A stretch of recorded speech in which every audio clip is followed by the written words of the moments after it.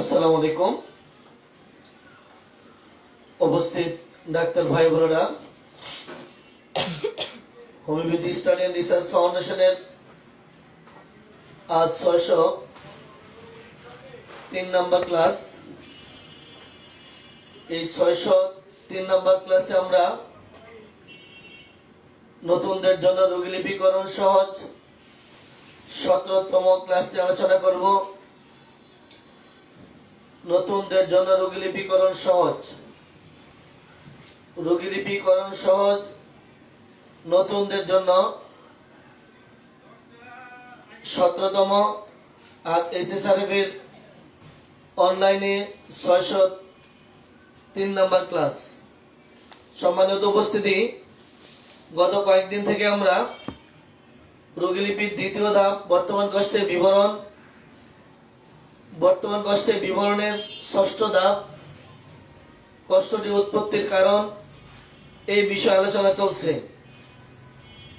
সম্মানিত উপস্থিতি, গতকাল আমরা গর্ভাবস্থা পর্যন্ত 14 নম্বর ধাপ পর্যন্ত আলোচনা করেছিলাম। আলহামদুলিল্লাহ ভালো আছে। 14 নম্বর ধাপ পর্যন্ত আলোচনা করেছিলাম। সেই 14 নম্বর ধাপটি কি ছিল? যাদের জানা আছে একটু লিখে জানান। রোগ উৎপত্তির কারণ 14 নম্বর ধাপ। রোগ উৎপত্তির কারণের যে ধাপগুলি, তার 14 নম্বর ধাপ হচ্ছে, 14 নম্বর ধাপটি কি? রোগ উৎপত্তির কারণ। গতকাল পর্যন্ত আমরা আলোচনা করেছিলাম রোগ উৎপত্তির কারণ। এই রোগ উৎপত্তির কারণের ধাপটির নাম কি? যাদের জানা আছে দ্রুত লিখুন। রোগ উৎপত্তির কারণের 14 নম্বর ধাপটির নাম কি? যাদের জানা আছে দ্রুত লিখুন।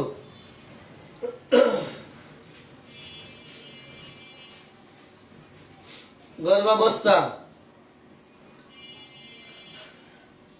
রেজওয়ানা রহমান, গর্ভাবস্থা। ধন্যবাদ। সিফাত হোমিও, গর্ভাবস্থা। ধন্যবাদ। গর্ভাবস্থা আলোচনা করছিলাম 14 নম্বরে। 15 নম্বরে হচ্ছে গর্ভপাত। 15 নম্বরে গর্ভপাত, নিজ ইচ্ছায় গর্ভপাত, প্রাকৃতিক ভাবে কিংবা দুর্ঘটনাবশত গর্ভপাত, আইইউডি অথবা ডিএনসি। সম্মানিত উপস্থিতি, গর্ভপাত বশত অনেক রোগীদের, এই গর্ভপাতের ফলে অনেক রোগীদের অনেক সমস্যা হয়ে থাকে। গর্ভপাত রোগ উৎপত্তির কারণের মধ্যে, রোগ উৎপত্তির কারণের মধ্যে গর্ভপাত একটি। এটা হচ্ছে 15তম ধাপ। রোগ উৎপত্তির কারণে 15তম ধাপ গর্ভপাত।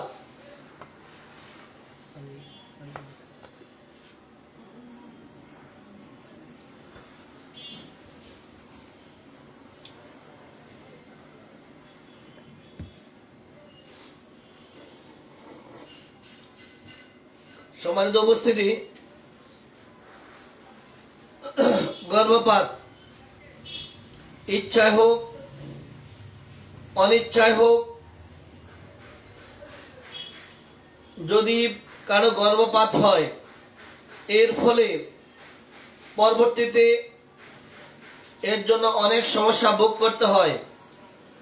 অনেকের দেখা যাচ্ছে সেকেন্ডারি স্টেরিলিটি, যেটা দ্বিতীয়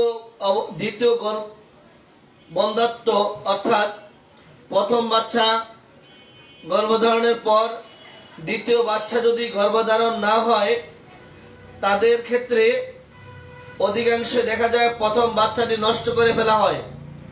যারা প্রথম বাচ্চাটি নষ্ট করে ফেলছেন, তাদের ক্ষেত্রে সেকেন্ডারি স্টেরিলিটি বেশি মাত্রায় দেখা যায়। এই গর্ভপাত রোগ উৎপত্তির যে কারণগুলি, তাদের মধ্যে একটি অন্যতম কারণ গর্ভপাত। ইচ্ছায় হোক অনিচ্ছায় হোক গর্ভপাত। এবার আসবেন ঘুম। এবার 16 নম্বরে ঘুম। 15 নম্বরে গর্ভপাত, 16 নম্বরে ঘুম। সম্মানিত উপস্থিতি, এবার ঘুমের পালা। 1 নম্বরে অনিদ্রা। অনিদ্রা রোগ উৎপত্তির অন্যতম কারণ। স্বল্প নিদ্রা, অল্প ঘুমিয়ে যদি কেউ কাজকর্ম নিয়ে বেশি ব্যস্ত থাকে তার জন্য অসুস্থ হতে পারে। থেমে থেমে নিদ্রা, অপরিমিত নিদ্রা, বাধাপ্রাপ্ত নিদ্রা, উৎকণ্ঠার সাথে নিদ্রা, বহু নিদ্রা, 10 ঘন্টার বেশি ঘুমানো। সম্মানিত উপস্থিতি, এই যে 8টি ধাপ বললাম, এই ধাপগুলি আপনাদের যাদের জানা আছে দ্রুত লেখার চেষ্টা করেন। 1 নম্বরে অনিদ্রা, 2 নম্বরে স্বল্প নিদ্রা, 3 নম্বরে থেমে থেমে নিদ্রা, 4 নম্বরে অপরিমিত নিদ্রা, 5 নম্বরে বাধাপ্রাপ্ত নিদ্রা, 6 নম্বরে উৎকণ্ঠার সাথে নিদ্রা, 7 নম্বরে বহু নিদ্রা, 8 নম্বর 10 ঘন্টার বেশি ঘুমানো। সম্মানিত উপস্থিতি, এই যে 8টি ধাপ বললাম, এই ধাপ কয়টি আপনারা দ্রুত লিখে দেন।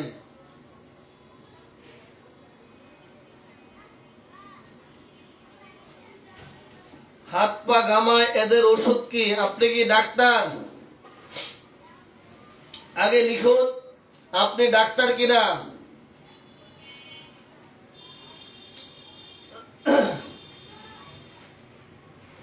আব্দুল্লাহ আয়শা নাকি? আগে লিখেন আপনি ডাক্তার কিনা, জলদি লিখুন, তারপরে আপনার ওষুধ বলছি।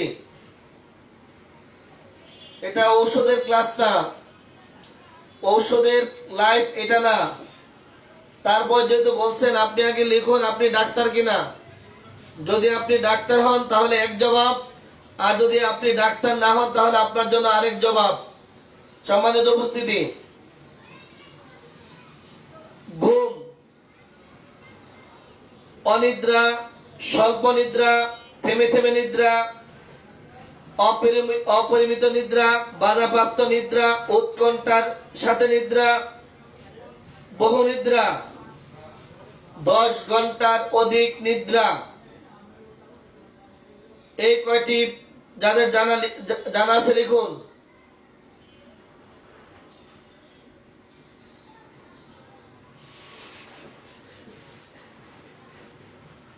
আর বলবেন না? না, একজন স্যারের কাছ থেকে শিখতেছেন তো স্টুডেন্ট।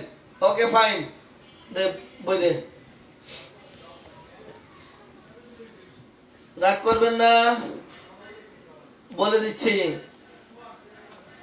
ঘাম, ঘামের নামে হোমিওপ্যাথিতে কোনো ঔষধ নেই।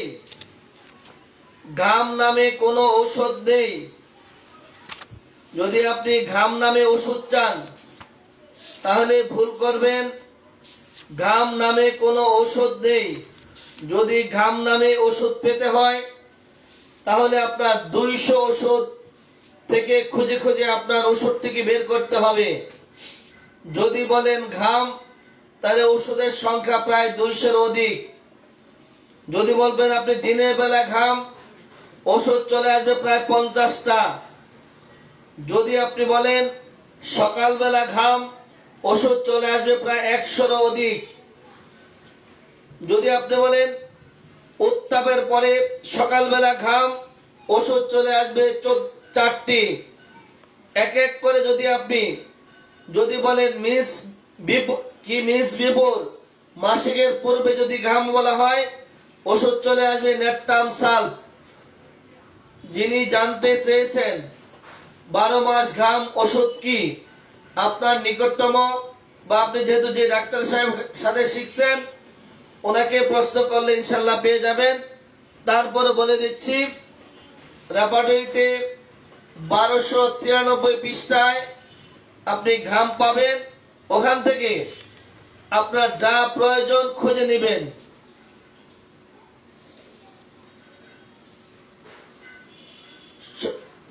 সম্মানিত উপস্থিতি, এবার আসি আমরা ঘুম। ঘুম বলে একটু লিখে দেন সবাই, ঘুম গুলো লিখুন। ঘুম, অনিদ্রা, স্বল্প নিদ্রা, থেমে থেমে নিদ্রা, অপরিমিত নিদ্রা, বাধাপ্রাপ্ত নিদ্রা। থেমে থেমে নিদ্রা, বাধাপ্রাপ্ত নিদ্রা। সম্মানিত উপস্থিতি, থেমে থেমে নিদ্রা, বাধাপ্রাপ্ত নিদ্রা, এই দুইয়ের মধ্যে আপনারা কি বুঝতে পেরেছেন লিখুন। থেমে থেমে নিদ্রা, বাধাপ্রাপ্ত নিদ্রা, এই দুইয়ের মধ্যে পার্থক্য কি? বাধাপ্রাপ্ত নিদ্রা, থেমে থেমে নিদ্রা, এই দুইয়ের মধ্যে কোনো পার্থক্য আছে কিনা? যদি থাকে একটু দ্রুত লিখুন। সম্মানিত উপস্থিতি, এই যে রোগ উৎপত্তির কারণ 24টি ধাপ, আমি 5 মিনিটে বলে চলে যাব, তাতে আপনাদের কোনো লাভ নেই, আপনাদের কোনো লাভ নেই। আমি এই ঘুমের মানে আপনার রোগ উৎপত্তির যে কারণগুলি, শুধু কারণগুলি নয়, প্রত্যেকটি কারণের আলোকে যে রূপরেখগুলি হয়, সেই রূপরেখগুলিও আমি এক এক করে 1 ঘন্টা সব বলে যাব, কিন্তু এতে আপনাদের কোনো লাভ নেই। শুধু শুনবেন, এইখানে শুনবেন, ওইখানে বের হয়ে যাবে, আপনাদের কোনো লাভ নেই। কারণ আমার পড়াটি কেমন হচ্ছে, পড়াটি সুন্দর হচ্ছে কিনা, সুমধুর হচ্ছে কিনা, আমি এটা নিয়ে ভাবি না। আমার ভাবনা হচ্ছে আমি যা বলছি আপনারা তা বুঝতেছেন কিনা, কতটুকু বুঝেছেন, কতটুকু আয়ত্ত করতে পেরেছেন, সেটা আমার জানার বিষয়। সম্মানিত উপস্থিতি, বাধাপ্রাপ্ত নিদ্রা, থেমে থেমে নিদ্রার মধ্যে কোনো পার্থক্য বুঝেছেন কিনা তাড়াতাড়ি লিখুন। থেমে থেমে নিদ্রা, বাধাপ্রাপ্ত নিদ্রা, এর মধ্যে কোনো পার্থক্য জানা আছে কিনা আপনাদের?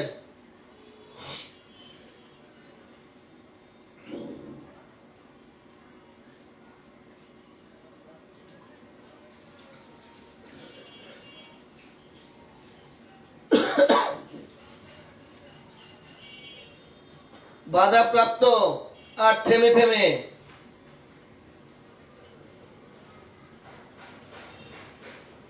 একজনে ঘুমাচ্ছে রাত 10টায় শুয়ে 11টা কিংবা 12টা জেগে গেল। থেমে থেমে হচ্ছে ঘুমের মধ্যে বারবার জেগে যাওয়া। আলহামদুলিল্লাহ, নাজমুল হাসান খান। তারপরে কি লিখছেন ভিতরে? থেমে থেমে হচ্ছে ঘুম থেকে বারবার জেগে ওঠা। আর বাধাপ্রাপ্ত হচ্ছে আপনি ঘুমাচ্ছেন, আপনার ঘুম থেকে একটু পর পরে এই সমস্যা ওই সমস্যা বলে আপনাকে জাগায় দিচ্ছে। এই যে বাধা দেওয়া, ঘুমের মধ্যে বাধা দেওয়া, অন্যের মাধ্যমে বাধাপ্রাপ্ত হওয়া আর নিজ থেকে থেমে থেমে ওঠা, দুই জিনিস। ধন্যবাদ। আব্দুল্লাহ শাহ লিখছেন, বাধাপ্রাপ্ত নিদ্রা হলো কোন শব্দ পেয়ে জেগে ওঠা বা অন্যের শব্দে বা যে কোনো কিছুর কারণে অন্যের বাধাতে যদি জেগে ওঠা। ধন্যবাদ।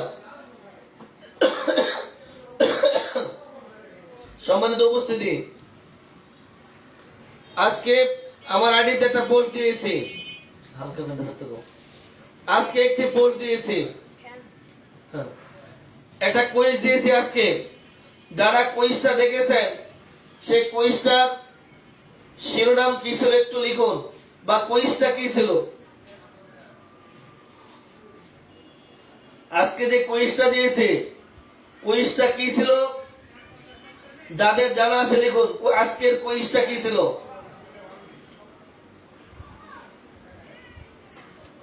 আজকের কুইজটা কি ছিল? যাদের জানা আছে লিখুন।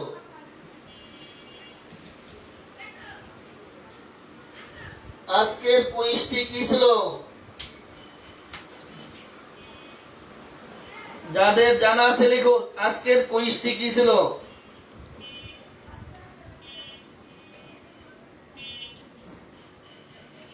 ঔষধের বোতল উল্টা করে রাখা, এর মানে কি?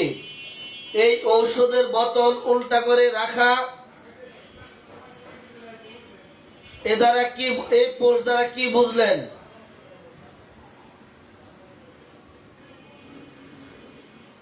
ঔষধের বোতল উল্টা করে রাখা, এই পোস্ট দ্বারা কি বুঝলেন? ঔষধের শিশি উপর করে রাখা, এর দ্বারা কি বুঝলেন?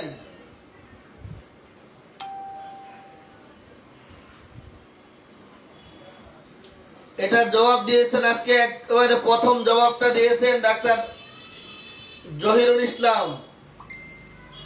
প্রথম জবাবটা দিয়েছেন ঔষধের বোতলটি উল্টো করে রাখার কারণ কি?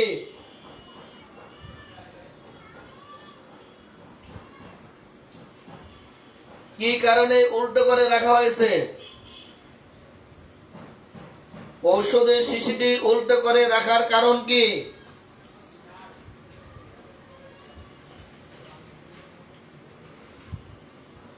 ঔষধের বোতলটি উল্টো করে রাখার কারণ কি?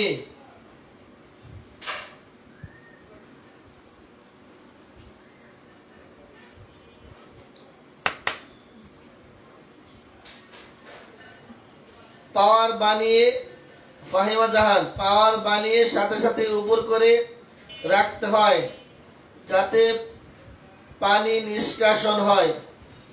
পানি তো এখানে নাই, তাই করা হয়েছে। পানি তো এই ওষুধের মধ্যে তো পানি নেই, এই ওষুধের মধ্যে কোনো পানির অস্তিত্ব নেই।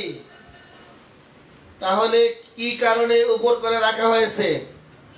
এই শক্তিকৃত ওষুধের মধ্যে 2, 3, 4 শক্তিকরণ করে যে ওষুধগুলি উপর করে রাখা হয়েছে এর মধ্যে পানির কোনো অস্তিত্ব নেই, তারপরও কেন উপর করে রাখা হয়েছে? লিখেন, কেন উপর করে রাখা হয়েছে? লিখুন, কেন উপর করে রাখা হয়েছে?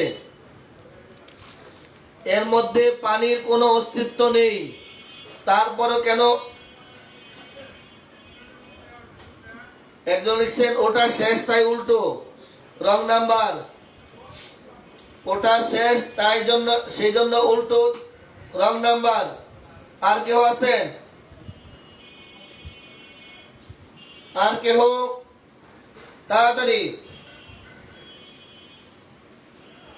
শিশিটি উল্টা করে রাখা হয়েছে কেন? শিশির মধ্যে গ্লুকোজ অতিরিক্ত ঔষধের দ্বারা ভেজা হয়েছে, তাই শিশি উপর করে রাখা হয়েছে। রাখলে অতিরিক্ত ওষুধ বের হয়ে যাবে। একদম সঠিক অ্যান্সার।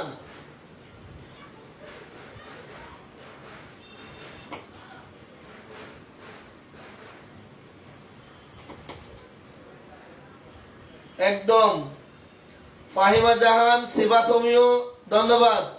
তবে আমার লেখার মধ্যে প্রথম অ্যান্সার দিয়েছেন ডাক্তার জহিরুল ইসলাম, সেকেন্ড দিয়েছেন মরিয়ম।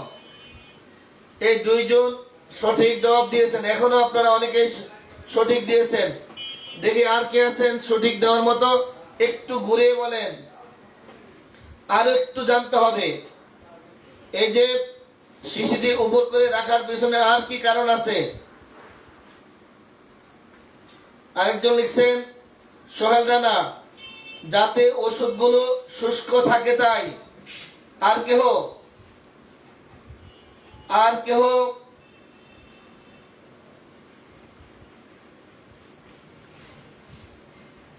ওষুধগুলি শুষ্ক থাকার জন্য। আর কেহ? তাড়াতাড়ি। আর কেহ?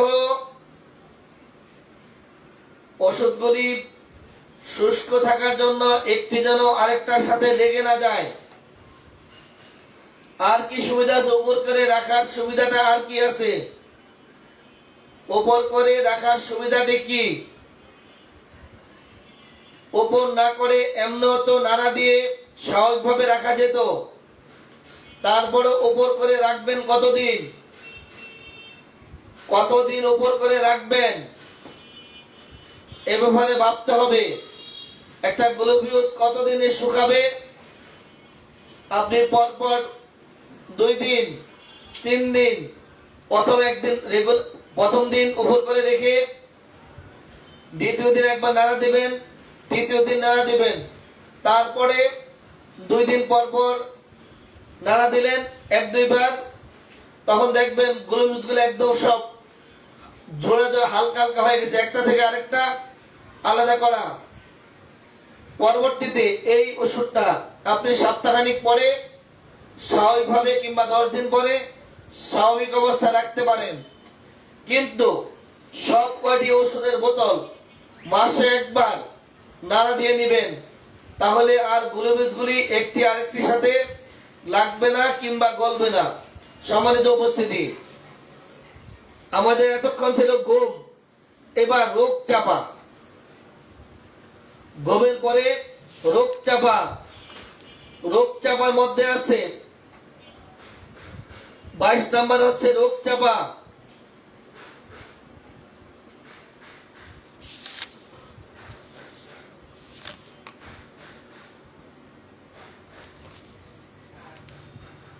রোগ চাপা হচ্ছে 18 নাকি 17 রোগ চাপা। রোগ চাপার মধ্যে বড়ি বাইর করার সুবিধার জন্য বেশি ওষুধ দিলে। আচ্ছা দেখা, এবার বড়ি বলবো শেষ, এবার রোগ চাপার বলা আসেন।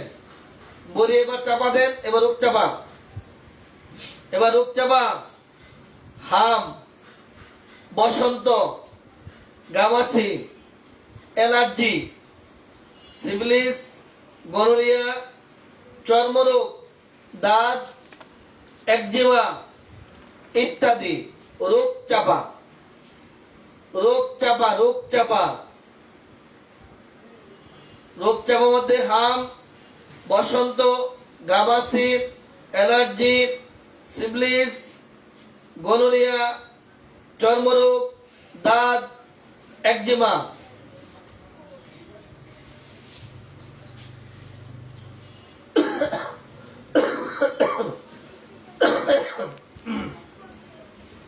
রোগ চাপার যে কয়টি বললাম, যাদের জানা আছে, যারা পারবেন একটু লিখে দেন। রোগ চাপা একটু লিখে দেন, রোগ চাপা।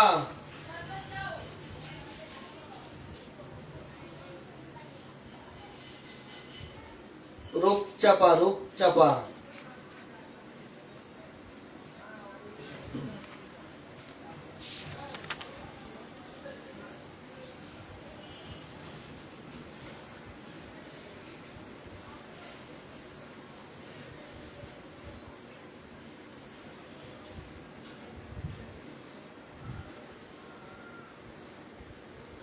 হাম, বসন্ত, গামাছি, অ্যালার্জি, সিফিলিস, গনোরিয়া, চর্মরোগ, দাঁত, একজিমা ইত্যাদি চাপা পড়া। রোগ চাপা। রোগ উৎপত্তির কারণ রোগ চাপা। রোগ উৎপত্তির কারণ রোগ চাপা। 17 শেষ, এবার 18 পালা। ভয়, ভয় থেকে রোগ। ভয় পেয়ে রোগ, অন্ধকারে ভয় থেকে রোগ, লোকজনের ভয়, জীবজন্তুর ভয়, স্বপ্নে ভয় পাওয়া। ভয় পেয়ে রোগ, অন্ধকারে ভয় পেয়ে রোগ, লোকজনের ভয়, জীবজন্তুর ভয়, স্বপ্নে ভয় পাওয়া। ভয় থেকে রোগোৎপত্তি। ভয় একটি কারণ। রোগীর সমস্যার উৎপত্তির কারণ শুনতে যে ভয় সম্পর্কে কিছু প্রশ্ন করতেই পারেন। ভয়। 19 নাম্বার অতিরিক্ত ঔষধের কুফল। 19 অতিরিক্ত ঔষধের কুফল। 22 বাহ্য শক্তির প্রভাব। বাহ্য শক্তির প্রভাবের মধ্যে রয়েছে টিকাজনিত কুফল, রক্ত দেওয়া, রক্ত নেওয়া, রক্ত দেওয়া, রক্ত দিয়ে বা রক্ত নিয়েও রোগাক্রান্ত হতে পারে। পরবর্তী নাম্বার মায়াজম, শরিক, সিফিলিটিক, সাইকোটিক, টিউবারকুলার, ডায়াথেসিস, রোগ জীবাণু, ব্যাকটেরিয়া, ভাইরাস, ছত্রাক ইত্যাদি। পরবর্তী নাম্বার, চুল কাটা, শেভ করা, এই সকল কারণেও একজন রোগী রোগাক্রান্ত হতে পারে। তাদের রোগ লক্ষণ বাড়া কিংবা কমার কারণ হিসাবে এগুলো হতে পারে। সম্মানিত উপস্থিতি, গত কয়েকদিন থেকে আমরা রোগোৎপত্তির কারণ শিখছিলাম। আজ আমরা কারণ থেকে সরে যাব। এবার আপনারা বলুন, রোগোৎপত্তির কারণের পরবর্তী ধাপটা কি? রোগীর বর্তমান কষ্টের বিবরণের 6 নম্বর ধাপ রোগোৎপত্তির কারণ। গত কয়েকদিন আমরা রোগোৎপত্তির কারণ নিয়ে আলোচনা করছি।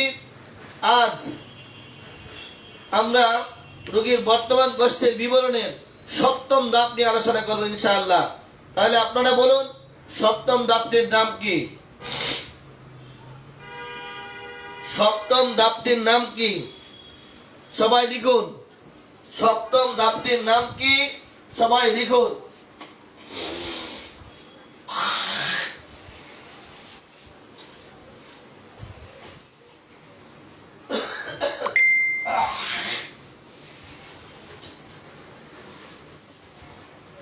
রোগোৎপত্তির কারণ শেষ। এবার বর্তমান কষ্টের বিবরণের 7ম ধাপ। 7ম ধাপের নাম কি? সম্পর্কযুক্ত লক্ষণ। আলহামদুলিল্লাহ, সবারই জানা সম্পর্কযুক্ত লক্ষণ। এটার একটা ভিন্ন নাম আছে। দেখি আপনাদের যার যার জানা আছে একটু লিখুন। এই সম্পর্কযুক্ত লক্ষণের একটা ভিন্ন নাম আছে, সেই নামটা কি? সম্পর্কযুক্ত লক্ষণের একটি ভিন্ন নাম আছে, সেই নামটা কি? সম্পর্কযুক্ত লক্ষণের একটি ভিন্ন নাম আছে, সেটি কি? সম্পর্কযুক্ত লক্ষণ।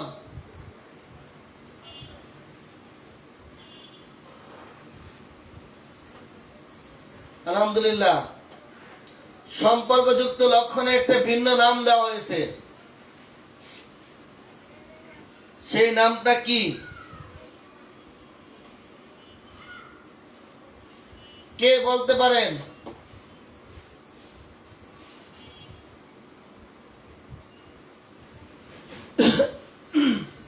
দেখি কে বলতে পারেন। সম্পর্কযুক্ত লক্ষণ 7 নম্বরে।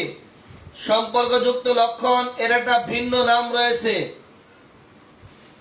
এটার নাম হলো বাতাস দেয়। বাতাস, বাতাস দেয়। আপনারা মনে করেন স্বামী স্ত্রী কোনো কারণে দুইজনের মধ্যে কথা কাটাকাটি হচ্ছে। পাশের ঘর থেকে এসে, পাশের ঘরের ভাবি এসে আপনাদের দুইজনের মাঝে দাঁড়িয়ে এবার বলতে শুরু করলো, ভাবি খেতে পারলেন, ভাই ভালো মানুষ বিদায়। ভাই তো ভালো মানুষ, আমার স্বামীর মতো যদি হতো তাহলে দুইজনও খেতে পারতেন না, খালি খেয়ে গেলেন, ভাই ভালো মানুষ বিদায়। আবার পাশের ঘরে অন্যজনের ঝগড়া, স্বামী স্ত্রী। পাশের ঘরে ভদ্রলোক পুরুষ যায় বলছে, আরে ভাই আপনি তো, ভাবি তো ভালো মানুষ, এই জন্য আপনার তেমন কিছু বলে না। আর যদি আমার ঘরে বোর মতো হতো তাহলে আপনাদের ঘর থেকে ঝাঁটাইয়া বের করে দিত। এই যে বাতাস দেয়, বাতাস, এর নাম হচ্ছে সম্পর্কযুক্ত লক্ষণ। সম্পর্কযুক্ত লক্ষণ বাতাস দেয়, বাতাস। অর্থাৎ রোগীর যখন মাথা ব্যথা বেড়ে যায় তখন হাত পাগুলি অবশ হয়ে আসে। যখন মাথা ব্যথা প্রচন্ড হয় তখন বমি বমি ভাব চলে আসে। মাথা ব্যথা প্রচন্ড হলে চোখে ঝাপসা দেখতে পারে, ঝাপসা দেখতে পায়। এটার নাম হচ্ছে বাতাস দেয়। কানে পুজের জন্য কানে কম শোনে, এটার নাম সম্পর্কযুক্ত লক্ষণ নয়। কারণ কানে পুষ থাকলে, কানে থেকে দীর্ঘদিন পুষ বের হলে কানে কম শুনবে, কানে ব্যথা করবে, কান ফুলে যাবে, কান লাল হবে, কালার পরিবর্তন আসবে, কানের পুজে গন্ধ হবে, এগুলির নাম সম্পর্কযুক্ত লক্ষণ নয়। কানের পুষটা বেড়ে গেলে, কানের প্রদাহ বেড়ে গেলে জ্বর চলে আসে, এটার নামও সম্পর্কযুক্ত লক্ষণ নয়।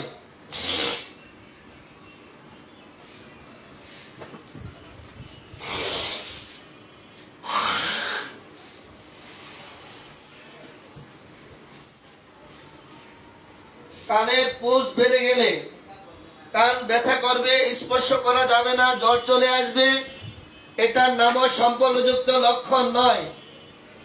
কানটা যখন, কানের সমস্যা যখন প্রচন্ড অবস্থা হয়ে যায়, ওই সময়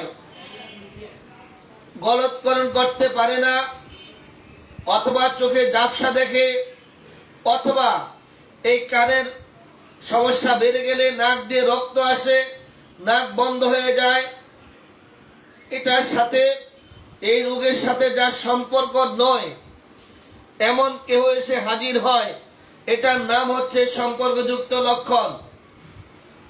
আবারও বলছি, মাথা ব্যথা যখন প্রচন্ড অবস্থা হয়ে যায়, মাথা ব্যথার সময় সাধারণত মাথা স্পর্শ করা যাবে না, মাথা ফুলে যেতে পারে, গরম হতে পারে, মাথা ঘুরাতে পারে, অনেক কথা হতে পারে। এটা মাথার, এমনকি চুল স্পর্শ করা যাচ্ছে না, চুলে ধরা যাচ্ছে না, মাথা নাড়াচাড়া করা যাচ্ছে না, এটি সব মাথা ব্যথার ধরন, লক্ষণ। কিন্তু এই মাথা ব্যথা যখন প্রচন্ড অবস্থায় শুরু হয়ে যায়, তখন পায়ের তলা ঠান্ডা হয়ে যায়। এই মাথা ব্যথা প্রচন্ড হলে জ্বর চলে আসে, যেটা মাথা ব্যথার সাথে কোনো সম্পর্ক নেই। যেটার সাথে যেটা সম্পর্ক নেই এমন কিছু যদি চলে আসে, যেমন মনে করেন পায়খানা হচ্ছে, পায়খানার ফলে শরীর দুর্বল হবে, এটা স্বাভাবিক কথা।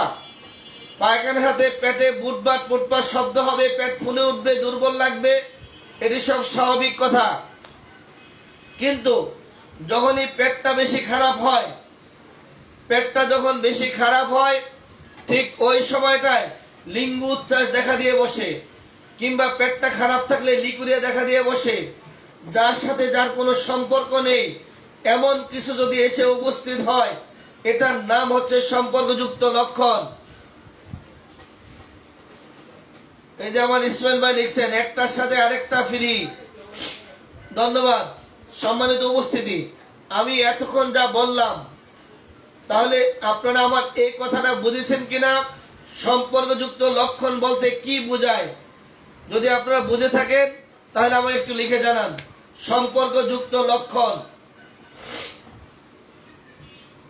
সম্পর্কযুক্ত লক্ষণ, এই কথাটির অর্থ বুঝেছেন কিনা লিখুন। সম্পর্কযুক্ত লক্ষণ, এই কথাটির অর্থ বুঝেছেন কিনা লিখুন।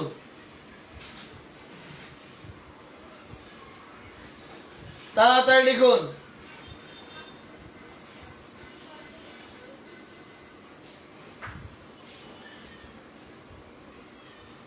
সম্পর্কযুক্ত লক্ষণ তার মানে এই নয় চোখের ব্যথার সময় চোখে ঝাপসা দেখা, চোখের ব্যথার সময় চোখ ফুলে ওঠা, চোখে ব্যথার সময় চোখ বন্ধ হয়ে আসা, চোখে ব্যথার সাথে চোখ চুলকানো, এটার নাম সম্পর্কযুক্ত লক্ষণ নয়। চোখের সমস্যা বেড়ে গেলে মাথা ঘুরাইতে থাকে, চোখের সমস্যা বেড়ে গেলে কানে কম শুনতে পায়, যার সাথে যার সম্পর্ক নেই এমন কিছু যদি দেখা দিয়ে বসে, তাকে সম্পর্কযুক্ত লক্ষণ বলা হয়। একটু ভালোভাবে ভাবলে এর জবাব খুঁজে পাবেন। 7 নাম্বার সম্পর্কযুক্ত লক্ষণ। 8 নাম্বারে কখন বাড়ে কিসে বাড়ে, 9 নাম্বারে কখন কমে কিসে কমে।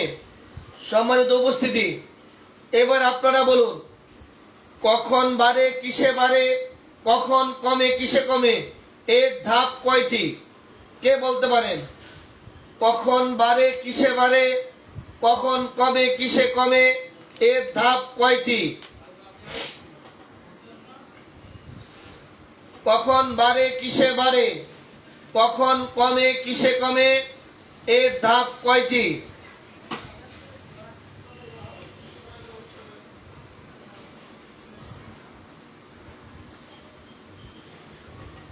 কখন বাড়ে কিসে বাড়ে?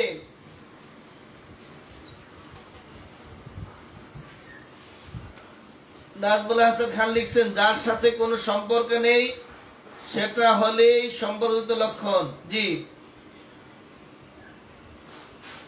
কখন বাড়ে কিসে বাড়ে, কখন কমে কিসে কমে, এর ধাপ কয়টি?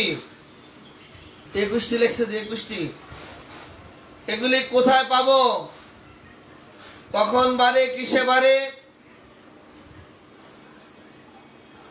এগুলি কোথায় পাবো? একটু লিখেন। কখন বাড়ে কিসে বাড়ে, কখন কমে কিসে কমে, কোথায় পাবো?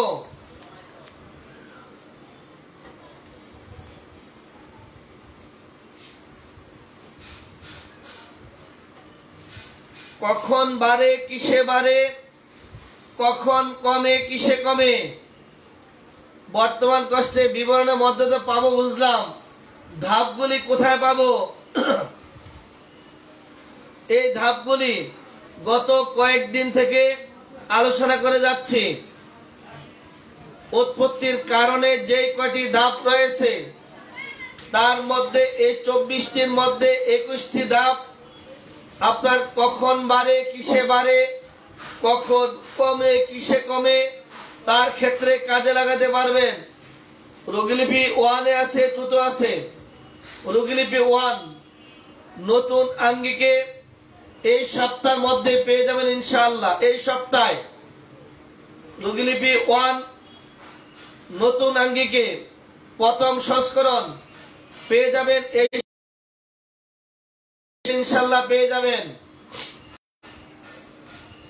রোগীলিপি 1 নতুন আঙ্গিকে এই সপ্তাহের মধ্যে পেয়ে যাচ্ছেন।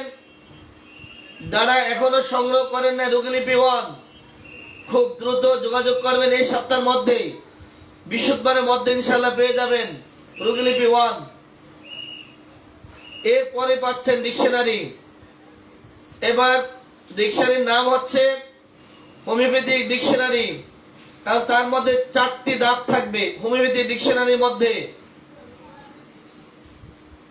ইংরেজি উচ্চারণ, বাংলা কেন রবীন্দ্রনাথ পৃষ্ঠা নাম্বার, বাংলা ইংরেজি উচ্চারণ কেন রবীন্দ্রনাথ পৃষ্ঠা নাম্বার, সংস্কৃতির স্বাভাবিক অবস্থা, আঞ্চলিক ভাষার স্বাভাবিক ব্যবহার, সব কটি পেয়ে যাবেন খুব তাড়াতাড়ি ইনশাআল্লাহ। খুব তাড়াতাড়ি চলে আসছে। রোগোৎপত্তির কখন বাড়ে কিসে বাড়ে, কখন কমে কিসে কমে, এই কয়টি আপনারা পেয়ে যাবেন রোগোৎপত্তির কারণের মধ্যে। রোগোৎপত্তির কারণের মধ্যে পেয়ে যাবেন ইনশাআল্লাহ। খুঁজবেন পাবেন। রোগীলিপি 2 এর মধ্যে দেখলে পাবেন কখন বাড়ে কিসে বাড়ে, কখন কমে কিসে কমে। রোগীলিপি 2 এর মধ্যে এগুলি রয়েছে। ওখানে সম্ভবত 21টি করে ধাপ। 10 নম্বর ধাপ, এই রোগের কি চিকিৎসা করেছেন, এই রোগের কি চিকিৎসা করেছেন, এই বিষয়ে ইনশাআল্লাহ আগামী দিন আলোচনা চলবে। আগামী দিন এই রোগের কি চিকিৎসা করেছেন, পাশাপাশি কখন বাড়ে কিসে বাড়ে, কখন কমে কিসে কমে, এই বিষয়গুলো নিয়ে আগামী দিন আবার পুনরায় ক্লাস হবে। 7, 8, 9, 10। 8 নম্বরে কখন বাড়ে কিসে বাড়ে, 9 নম্বরে কখন কমে কিসে কমে, 10 নম্বর এর কি ধরনের চিকিৎসা করেছেন। এই 3টি ধাপ সম্পর্কে আগামী দিন ইনশাআল্লাহ আলোচনা চলবে। রোগীরা খুব বিরক্ত হচ্ছে, আর সময় দেওয়া যাচ্ছে না। এখানে বিদায় নিচ্ছি। সবাই ভালো থাকেন, সুস্থ থাকেন। আসসালামু আলাইকুম ওয়া রাহমাতুল্লাহি ওয়া বারাকাতুহু।